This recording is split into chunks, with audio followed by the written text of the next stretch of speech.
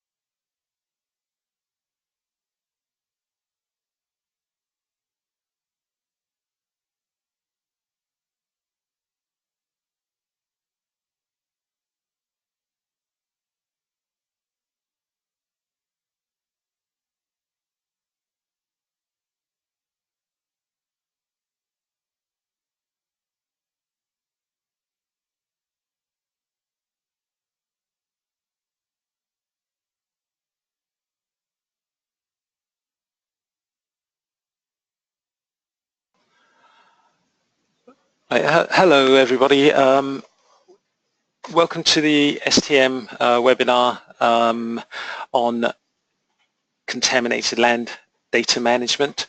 My name is Simon McConey. I am the Director of STM Environmental. I'm an environmental engineer. My background is I started off my career working in local government as a pollution control officer with a special focus on contaminated land. Then I left local government to join consultancy and got involved in data management and GIS and helped sort of getting in contact with local authorities and helped them. Quite a number of authorities now sort of move their contaminated land strategies forward using our software. So the subject of this seminar is contaminated land data management, risk assessment, mapping, analysis and reporting. There's a lot of sort of areas to cover. We've only got an hour to go through it, so I'll just get started without any further ado. Introduction to an overview of the presentation. I've talked a little bit about who we are. I'll just go into that a little bit more and then go into an overview of the actual system and prioritization and report writing as well.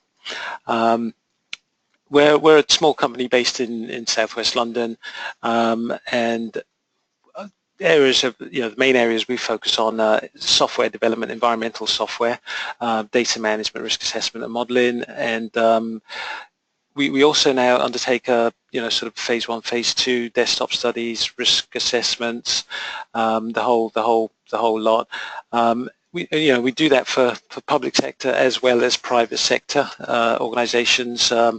So very interested to hear from you if you have any needs there, whether it's support, sort of peer reviewing reports, consultations, that kind of thing, or if you actually have, some investigations that you need doing.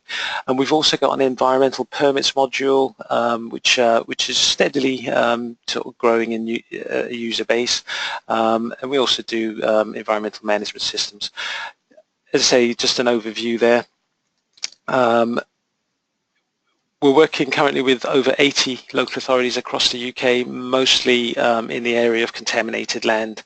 The map on the right-hand side just gives you a brief idea of the location of those authorities. Some are large, some are small. We've got sort of a variety of different installations. Some are 1 or 2 users, and others are sort of 5, 6 users in some of the larger areas. As well as that, our software is also being used in other parts of the world. In Denmark, for example, which is where our main partner that we develop the software with come from. 95% of all the local authorities use the system there, and the Danish Environmental Protection Agency use the environmental permits module for managing all their permits over there. So it's a tried and tested system, and yeah, it's sort of very successful throughout many parts of the world.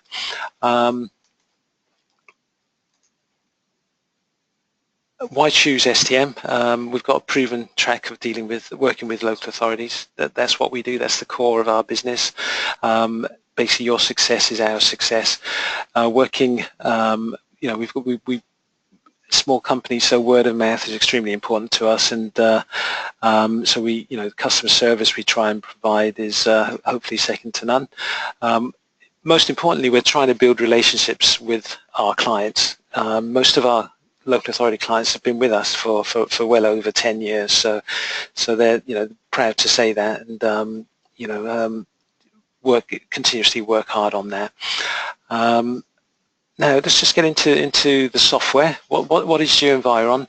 GeoEnviron is one of our sort of core parts of the SDM Contaminated Land system. It's a environmental data management system, which essentially sort of manages all the information about your potential contaminated land sites. It's essentially a relational database, and but the unique thing about it is that it's been designed for environmental data. So for those of you who have a little bit of technical knowledge, it's an SQL, a Microsoft SQL Server database, and basically the interfaces are designed to manage information on contaminated land, environmental permits, private water supplies, and various other things. And our systems sort of integrate to a number of different GIS systems. So that's so very flexible in terms of the type of GIS you can integrate to. It's a client-server system, so rather than a typical Access database or an Excel spreadsheet, if you're using Excel spreadsheets where you can only access that information and sort of write to that data on a single machine. This is a client-server system, so it can be set up on a server, and multiple users can edit and access information.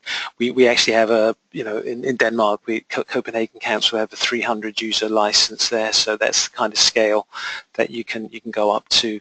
Most of the installations we have in the UK are sort of 1 to 5 users. Okay, so that's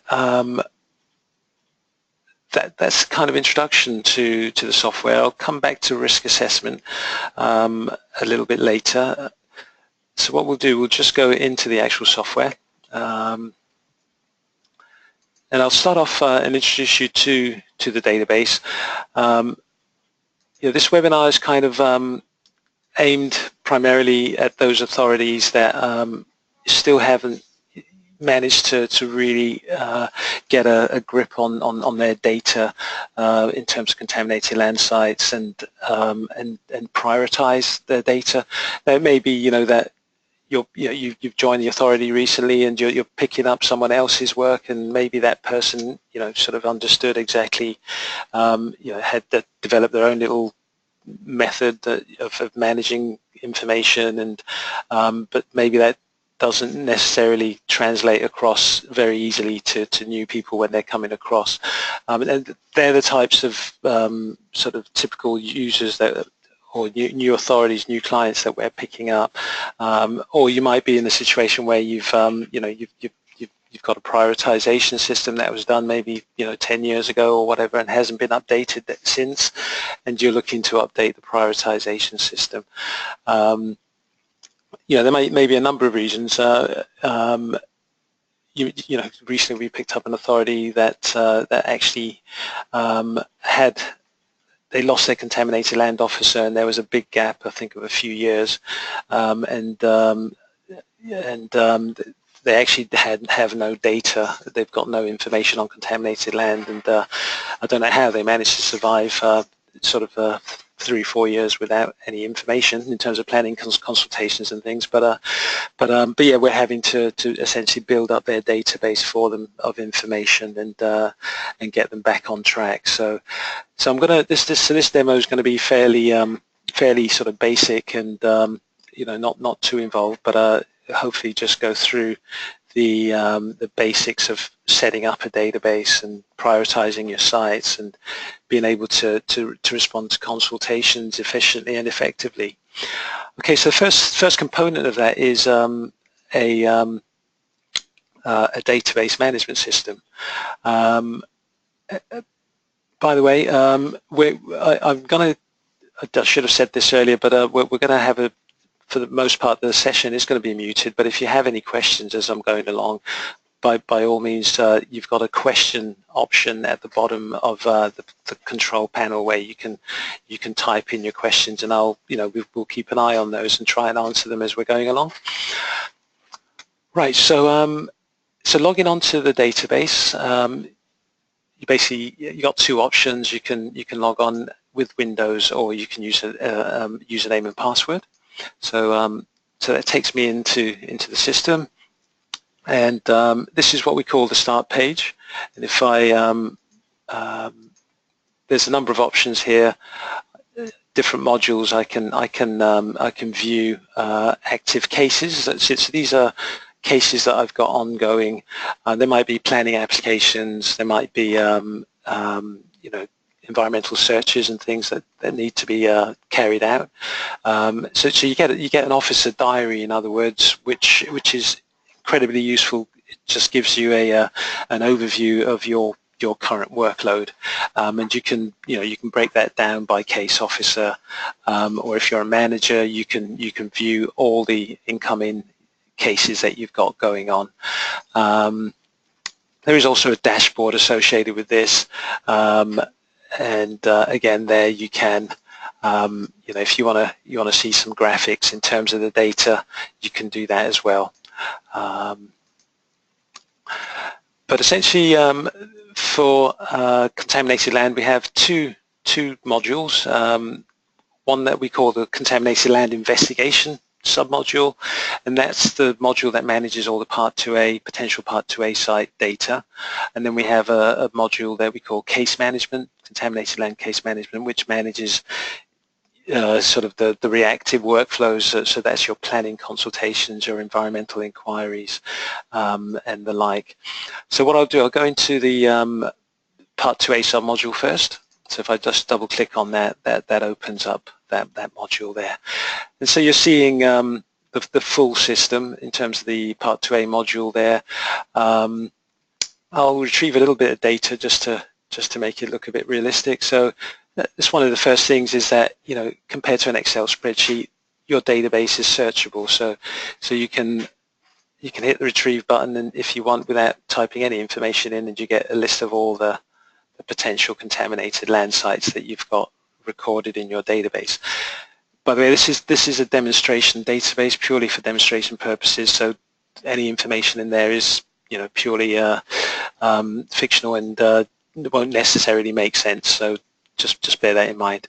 So I'm just bringing up. I'm going to bring up my favorite site here, which is Bellams Metalworks.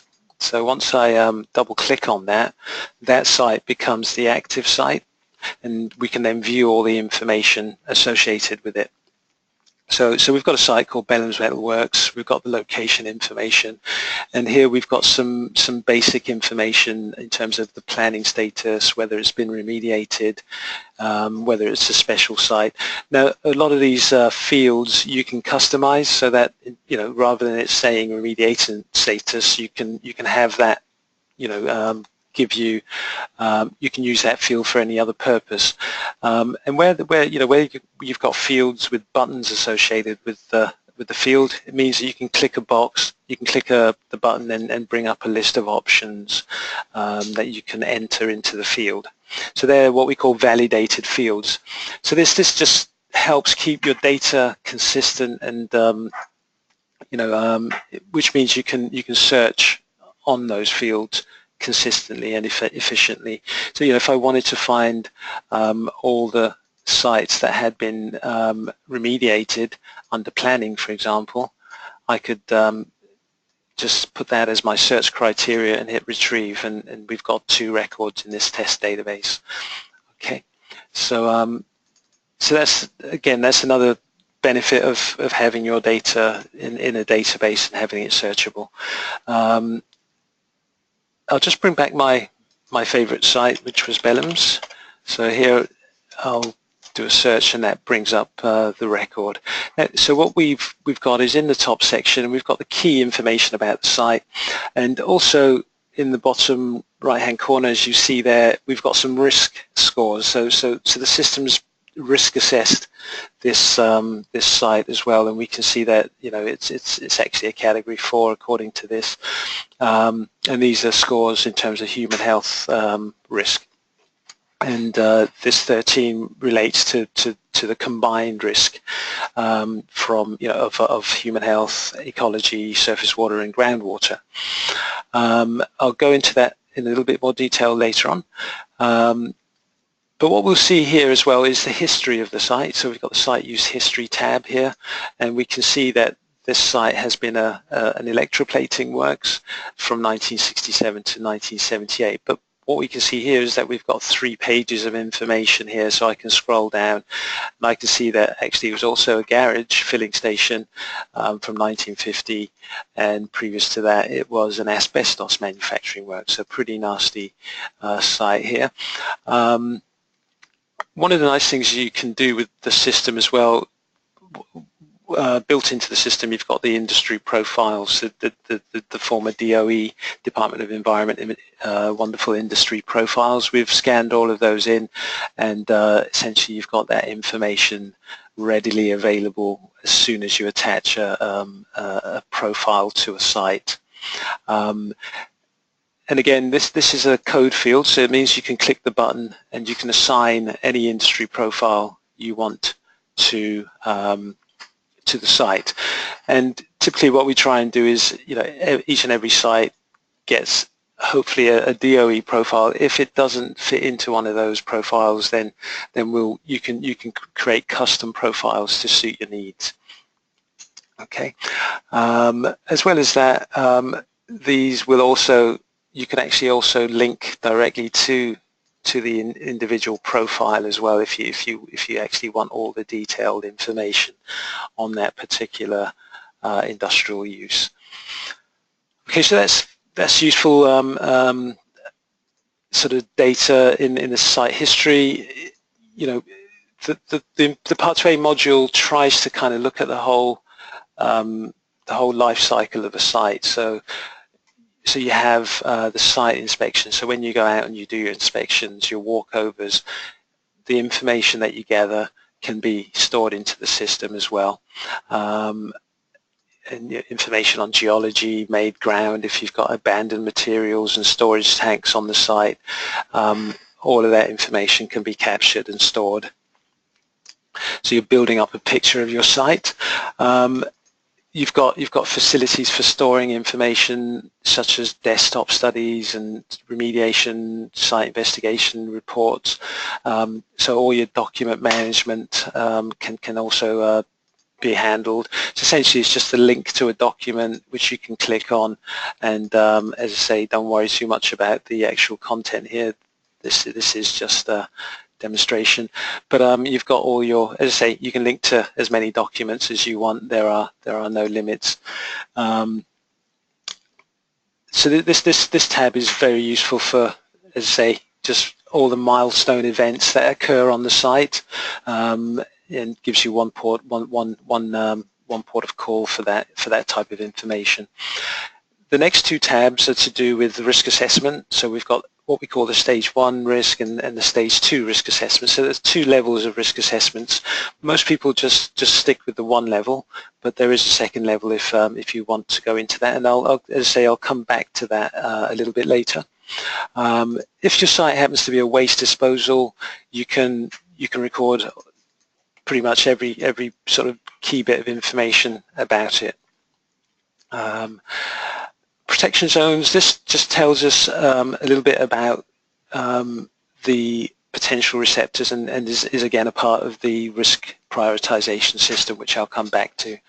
Then we have a number of other tabs under the other references here where we can relate sites to each other. So if you happen to have 2 sites possibly owned by the same company or have some kind of relationship between them, you can link them to each other. And similarly, if you've got the survey module, which is a site investigation module, which allows you to basically store information on site investigations, and this would include things like sample data, sample analysis results, and borehole logs and various other things, which it's obviously quite a significant level of detail there, which not all the local authorities actually need, but that is available if that was something you were interested in.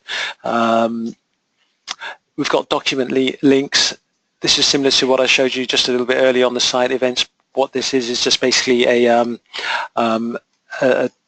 sort of document management system, and you can link as many documents to that, and simply linking a document is all that involves is navigating to your document. Let's see if I can find some example documents here somewhere. So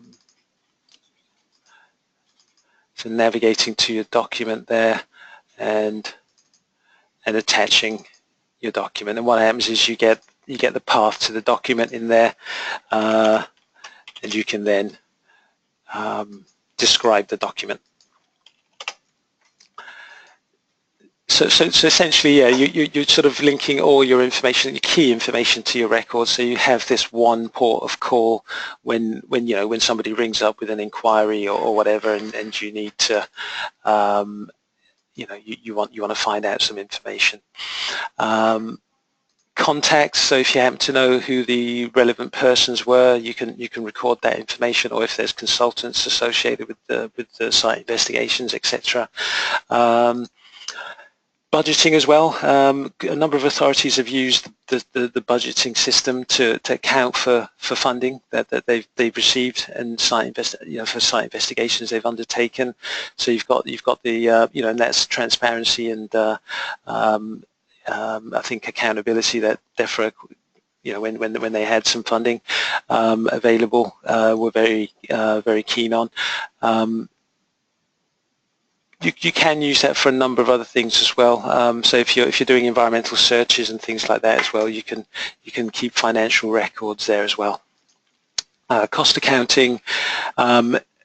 Number of authorities, that's quite important for them in terms of what cost accounting allows you to do is any time that you're spending on investigating sites or even planning consultations, etc. You can log that within the system, and it will keep a running total of the number of hours each officer's using, and if you then need to justify that back to management or to DEFRA or somebody, you can do that. So essentially, that's a very quick run through the system. Now, key thing obviously is this all obviously needs to link into GIS, and so what I'll do, I'll just bring up the GIS here, and as you'll see, that's already centered on the site that I was looking at. So that's one of the things that the system does, is it links automatically to GIS. So whenever you bring up a record in the database, so let's just let's say Abbotsbury there, close, you can see that zooms to that location in the map. So that saves you essentially having to, sort of try and find sites. The GIS automatically reacts to the database. Just to mention, in terms of GIS, as you saw in the PowerPoint earlier, we do cater for a number of different GISs. The idea is the same. When you bring up a record in the database, it automatically takes you to that site in the GIS. And similarly, if you're in the GIS and you're looking at a specific site and you want to bring up the information for that site in the database, you can click on the site record. It brings up some basic information in the GIS, but then if you want to go to the database, you just click on the button and then it gives you all the detailed information about the site there. You can do sort of buffer searches as well, and that will bring up the key bits of information. And if you want at this point, then you can bring up the information in the database. So that saves a lot of time and a lot of sort of effort in just being able to analyze the data efficiently and quickly there. So with the GIS, the way it's linked right through, and it's very sort of seamless, very simple. So let's say, for example, I want to create a new Pcl site here. We've got the tools in the GIS that allow you to just basically plot your site boundary there. So let's say, for example, this was a previous railway depot or something. So I can go in here and I can say, there's various ways I can create this record. I'm going to use the advanced creation option here. So I click on there. So this gives me a kind of a mini database view. So I can go railway depot, put in the basic information I want to on that. So let's say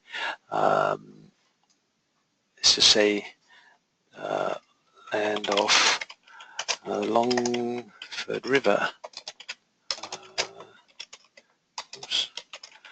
And if I want to fill out some information about risk assessment, this probably is probably a good time to go into this. So so we've got this site. If we happen to know this information while we're plotting the site, we can populate the risk assessment tables. So this is former railway land. So let's just say, okay, this railway land. What's the current use of this site? The current use it's still railway land. So let's leave it as industrial. So that goes in there. At this point, if we know we've got maybe information on our groundwater receptors, whether it's in an SPZ or groundwater vulnerability layers and so on, we can populate the database with that information. So let's say it's in and out of protection, total catchment zone, for example. Do we have surface water? Yes, we have surface water actually just next to the site. So we'll say we've got surface water within 50 meters. Do we have any ecological protection zones in the area? Doesn't appear to be. So we'll say no ecological property receptors there. Okay, and that will update the database with information necessary to prioritize that site. If I wanted to arrange an inspection, a site walkover or something for this site, I could fill out these details here, but I'll leave that for now, and I hit OK on there. And so it's basically said it's created the record in GeoEnviron. Do I want to see the record? Yes. Click the button, and there's the data in the database, and we've got all the information we entered. We've got the current use. We've got the historical or the potentially contaminative land use. We've got the information about the protection zones, as we call them, surface water, groundwater, and ecological receptors. So all of that information is sufficient to allow it to do a prioritization. So if we just go in, have a look at the stage 1 risk tab here. So what we see is essentially we've got a human health score, a groundwater score, and a surface water score, and these are the scores here. So essentially, if this is probably a good point at which to go into a bit more detail about the prioritization, and I'll just switch back over to my PowerPoint presentation here, just to give you the background on this, that there is a methodology behind this. Now, what is risk assessment? Basically, it's just a basic process of assessing whether you've got an environmental hazard at the site, what receptors are likely to be affected by the hazard, and the chances that they will be affected. And then eventually the end game is that you need to assess what you need to do to minimize those chances.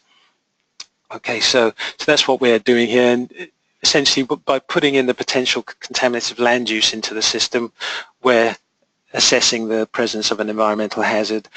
By putting in the information about the current use of the site, the protection zones, the ecological groundwater and surface water receptors, we're identifying the receptors, and the system's then calculating a risk score, which gives us an idea of the chances that the receptors are going to be affected by the hazard. And that's all in line with with Part 2A, which essentially talks about this significant pollutant linkage and contaminant receptor pathway. Just to clarify, though, we are really looking at tier 1 of the process here. So essentially risk screening.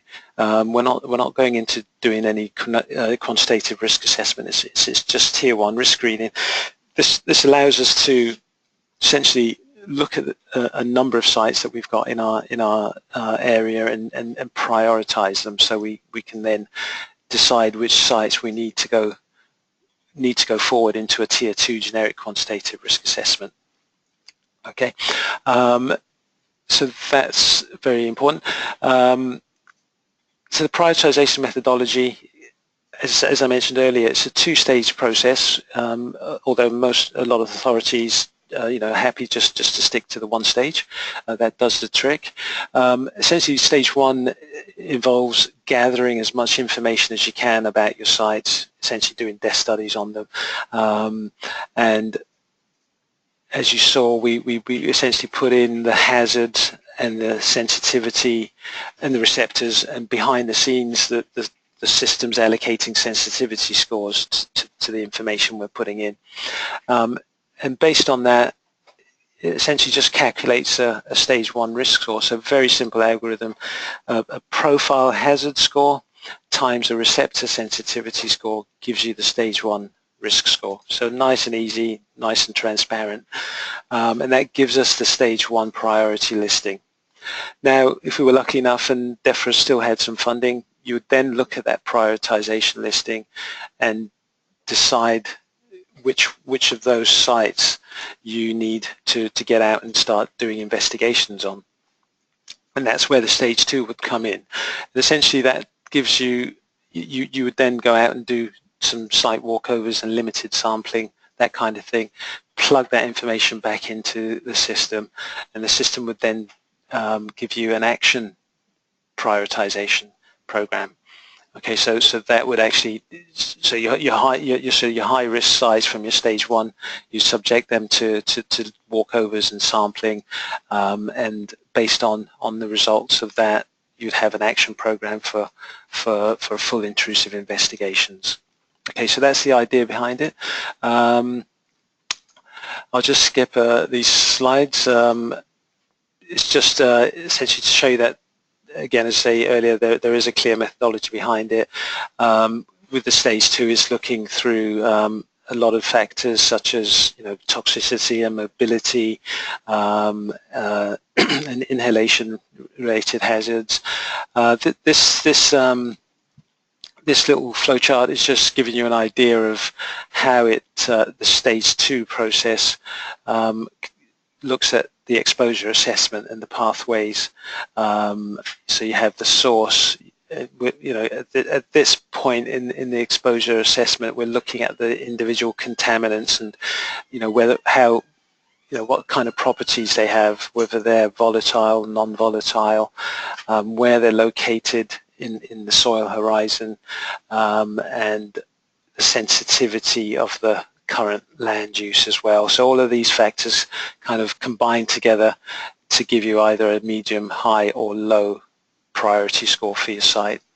As I say, I'm not going to go into too much detail as we have a limited amount of time, but I'm happy to conference again with anyone who is interested in the detail. We do have a document that goes through this, and landfill gas as well is able to give you a landfill. If you've got a lot of waste landfills in your area, you can prioritize them based on landfill gas associated risks as well. So there's a little methodology there as well for that. If you're interested in groundwater in your area particularly, again, sites can be prioritized specifically in terms of the groundwater receptor and surface waters as well. Okay, so I'll just come back to that. So essentially, that prioritization methodology has been implemented into GeoEnviron here, and as you saw, we entered in the hazard, which is the former use as railway land. And if I go into the back tables, what you'll see is railway land has some hazard scores associated with it. And so when we associate the profile with the site, those hazard scores get associated with the site as well. And similarly, when we're inputting the information about the current use, we're actually allocating a receptor score, a receptor sensitivity score to the site as well. So in this case, the current use is an industrial, so that has a low human health score. If we want to see what's a high human health score, that would be uses such as allotments or residential housing with gardens. They would be high scores. I'll just resort this table so you can see it in descending order of sensitivity. So when we're allocating a current use to a site, we're actually allocating a sensitivity, a land use or a human health sensitivity score to that site. Okay, and similarly, when we're inputting the information on surface water receptors, groundwater receptors, and ecological receptors, we're again allocating sensitivity scores to the site. So this is how the system works. It's basically just managing data and pulling all of that data together for you. One of the good things about this is, as I said earlier, it's a simple algorithm, so it's very transparent. I think in the early days when we started out, there was quite a number of different prioritization systems out there, and most of them were kind of what we call black box type prioritization systems, which basically went off into the GIS and did a lot of number crunching, came back a couple of days later, and then you have by magic a prioritization list, but it was very difficult to actually get into the prioritization list and understand how it had been generated. With this system, everything's totally transparent, and you can actually see. It's easy to understand how a site gets a score that it gets. So obviously, what's interesting here is we've got some prioritization scores for the individual site. We want to know where does that site lie in our prioritization list of all sites. So here I can go to my report, and there's a number of prioritization reports available in the system. So here, this is a human health one I'm generating, so I can just hit the button there and instantly you get your prioritization list. Again, this is another key difference between our system and previous competition, in that when you generate the prioritization, it's pretty instantaneous, again, because it's in a database management system. So here we have, as you can see, engineering works with the residential housing with gardens, human health use on the site, gas works. So as you can see, not too many surprises in terms of what's at the top. If you want to go down to the bottom of the list, yeah, we've got some nasty chemical works and things, but they're not they're not necessarily on human health, on sensitive human health sites. If we look at this one, for example, yeah, we've got a chemical works, but it's actually on a human health residential housing with gardens. But the reason it's at the bottom is because we've got another factor score here. So it's been multiplied by 0.14. So let's go and have a look at that. So if I click on this little button here, it takes me to that site, and I can see the site in the map as well. But what's happened here is we have, under the other factors here, we've actually, there's been an intrusive site investigation, and it's been found not to be contaminated. And so those scores have essentially brought down the score for that entire site. Now the other factors, again, they're optional. That's optional information that you can put in. So you know, we've got a list of standard other factors. And this is all about keeping your prioritization up to date. I mentioned at the start of this webinar that I think the majority of authorities will be in a position where they'll have a prioritization which was done a number of years ago and hasn't been updated since. Now obviously a lot of sites have gone through planning, they've gone through, they've been investigated, and that information needs to be taken into account in the prioritization. And this is how we deal with that issue. So essentially whenever you get a site investigated or remediated, you can go in and put that other factor information into the system, and that will automatically adjust the prioritization score. And you know, you again, because of transparency and flexibility, you're able to go in and set those scores up yourselves, if you know, and determine how you know how much, or you know how much you know sort of should be added to the, you know, how much the score should increase or decrease, depending on your, you know, your views and preferences. Essentially, the system is not a black box system that basically just churns out a score for you. It really is a system that, you know, you want to be looking at that list. It facilitates, you know, your ability to undertake the risk assessment. So when you're looking at that list, that should reflect, you know, what you're thinking in terms of the sites that you've got in your area. If it doesn't, you know, you can easily go in and adjust factors in the system. So let's say, for example, just to take an example there. For example, animal products processing has come up. We've got an animal products and processing on an allotment, so that's come up near the top of the list. Sorry, down the bottom of the list here. Let's say, for example, I wanted, well, that should probably go to the top of the list and maybe take an example that's near the top. So let's say, for example, I wanted mechanical engineering works to not be rated as high as they are.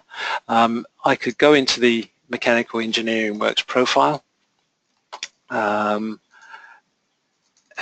say, okay, instead of this being a very high risk, I want this to be just a high risk. And once I've done this in the base tables, that will automatically take effect, and all the sites that have that profile assigned to them will will be affected immediately. So you can see that's now changed from a 6 to a 5 on all the mechanical engineering works. So that's how you can adjust the priority listing so that it suits, it matches up to how you see things. Okay. As I mentioned, there is a stage 2 to this as well, which goes into more detail. So once you've got your stage 1 prioritization set up, you can go into a stage 2, which looks at individual contaminants and sort of more explicitly considers groundwater, surface water, landfill gas risks. I won't go into that now because we haven't got the time. One other thing I wanted to show you was the reporting. The title of the webinar is called Contaminated Land Data Management, Risk Assessment and Reporting. What we've done as well over the years is created a reporting tool, because we realize that basically most contaminated land officers have a lot of data that they need to deal with, and a lot of that data is best sort of visualized and assessed in a GIS. So the MAPI or reporting report writer allows you to essentially create reports directly from your GIS.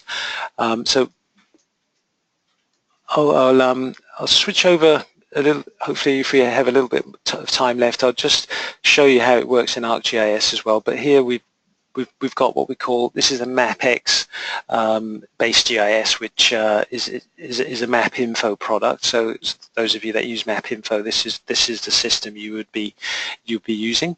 So let's say, for example, we want to do a search in and around this busy area over here.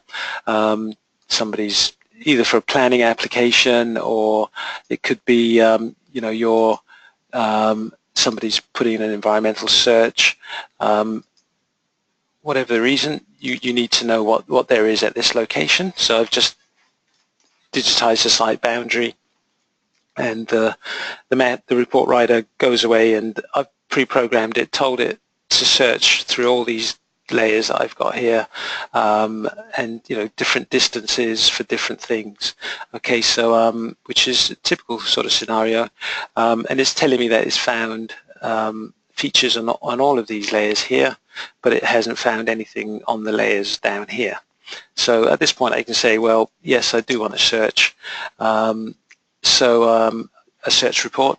So here I can then, if I've got a template, if I'm using a template, let's say, for example, this is to do with a planning consultation, and I have a planning officer in my database. So this is going into GeoEnviron, pulling out information from the database in terms of contacts. So I've got the planning officer who's referred this case to me, and I can also go into the database if I want and get a list of all the addresses in the district, select the address that I'm interested in, and plug that into my report. Okay, so we've got a consultation from Jane Marsden, and it's for this property here. So I then basically say, yeah, produce the report, and what happens? It goes into a Word template, which you can adjust with your logos and everything, and basically starts to produce the report for me. So it's just working away there, giving me a summary report, which essentially just gives me a list of all the layers and the distances that have been searched, and whether or not features were identified. Okay, so it's regardless of what layers you've got in your GIS, the system will be able to search on them.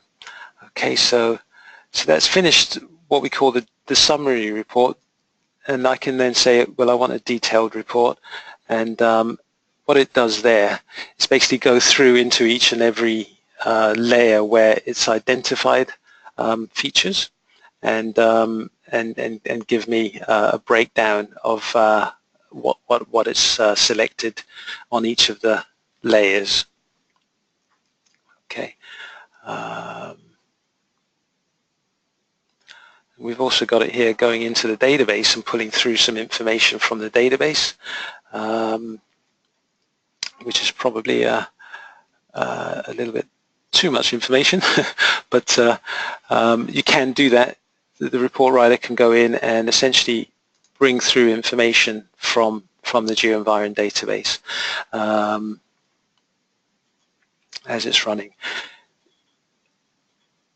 So while that's running away, I'm just going to, as the time is getting on, I'm just going to switch over to an actual database, so you can see the sort of things, how a real database would look, rather than the demonstration one I was showing earlier.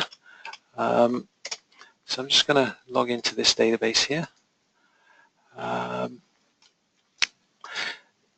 Although this data is old, it's out of date, it is an actual database that we've used for an authority, helping them with their contaminated land work. So this is an example of an environmental inquiry that's come through. So an environmental search inquiry, and that's been set up in here. And sorry, that's just finished now. So there's the report. As you can see, quite a lengthy report with lots of information on it.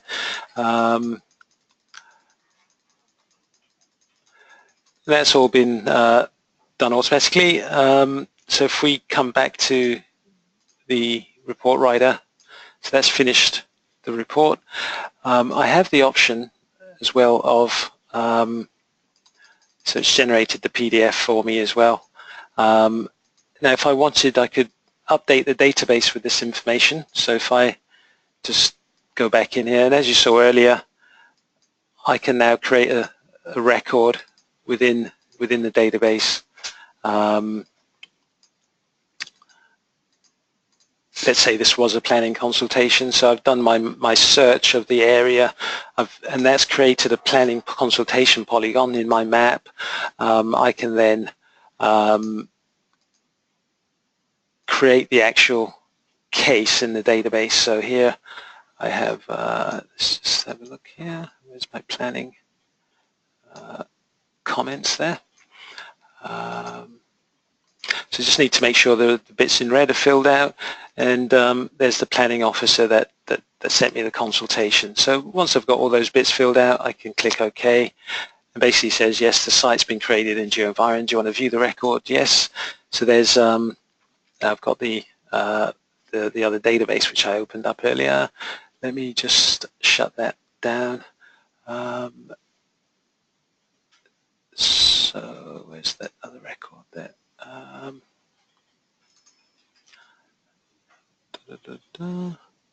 think this was a site here actually, so if I just click on that now and click look up there, so there we are. So we get the information there, and so essentially, yeah, you can run your searches and update the database at the same time. Now, I was in the middle of trying to show you how a real database looks, what a real database looks, and hopefully give you an idea of how the integration works with Arcview for those of you that use Arcview. So I'm just going to shut that down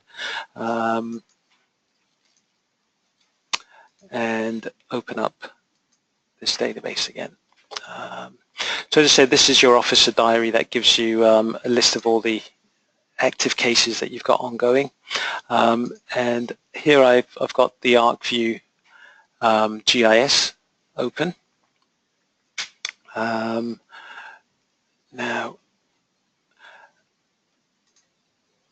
so if I want to go to this location, I can hit this button here, and basically Arcview automatically zooms to that location for me.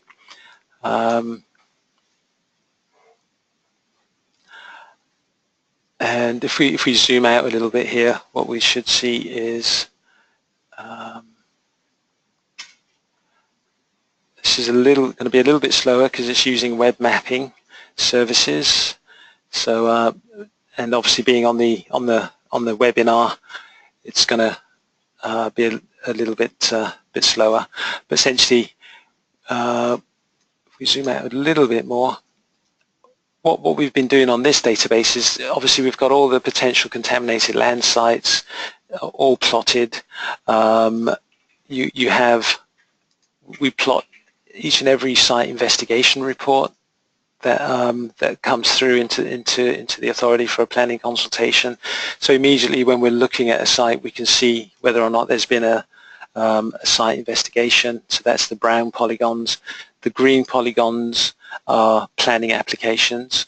So whenever you're looking at a site, you can immediately see whether there's been a planning application next door. So if we were to zoom in again over here, let's say,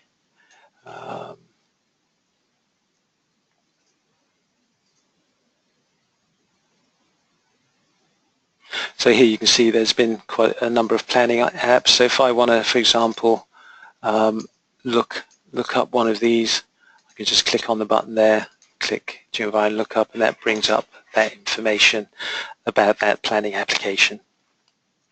I've got all my documents, emails, memos, all of that linked into the case.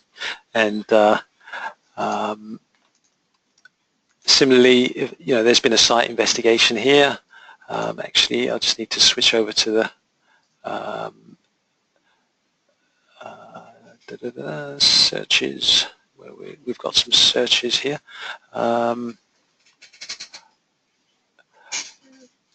Let's say we've got a Part 2A site here. We want to bring that up. Click on that. And that tells us, well, we've got a cemetery and a graveyard at that location. What have we got here? Brewing and malting. So that's the sort of function, pretty much the same functionality you saw in the MapX version.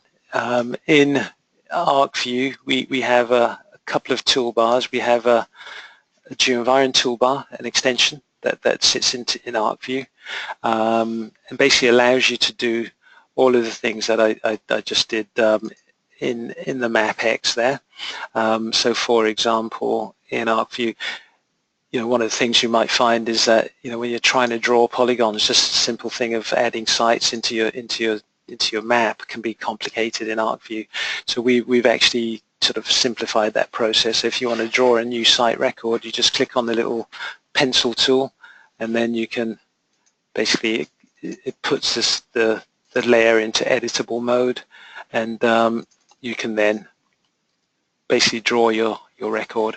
So if I want to create a new site record here, I can just do that. So it's Pcl 158, so that's my record there, and there it's created in the database, and I can go in and populate the information about that record.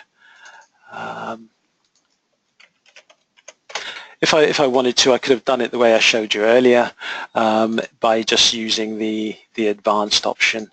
If I just click on that, for example, there, and just go like that, and say use advanced, then I could fill out all the details about the prioritization and all the rest of it as well here, if I wanted to. Okay, I'll just leave that. Okay, so that's created the record there. And again, you have for the report writing, you've got the same facilities in Arcview. Essentially, you've got a Map Eagle toolbar, which allows you to run reports and generate those buffer search reports. Okay, now we're just we've only got 5 minutes left, so basically just to give you the option of being able to ask a few questions. Has anybody got any questions? I don't think there are any outstanding at the moment.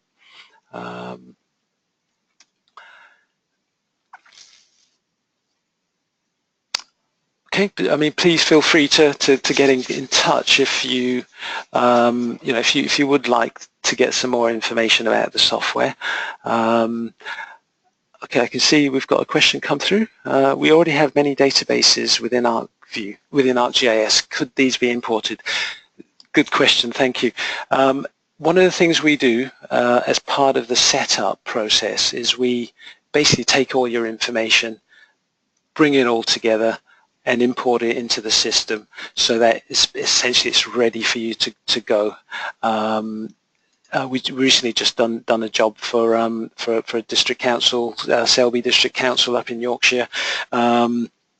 They, over the years, as happens, different officers had come into post, created their own sort of versions of information, and they had, basically I think they had an Access database and 3 Excel spreadsheets, all referencing the same information, and of course that that's just going to create havoc when somebody wants to actually get some factual information about a location. So we put all that information together, and actually last week I was with them training them and delivered the system to them. So they're very happy.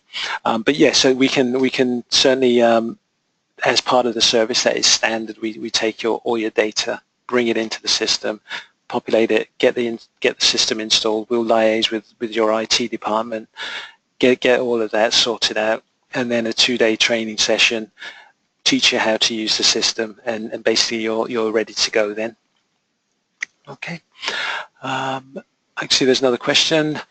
Will you be providing a download of the webinar? Certainly can. Yes, I have recorded the webinar, so we'll send you all a link to have a look at it. Great. Any other questions there? As I say, please feel free to get in touch if you have any specific questions that come to mind after the webinar, or indeed if you would be interested in having a closer look. We're happy to come down to your offices and spend a couple of hours with you and go through the nitty-gritty, have a look at your data, see what needs to be done to it. Okay. Thanks very much for attending. It's been a pleasure, and yeah, look forward to hearing from some of you soon. Thank you.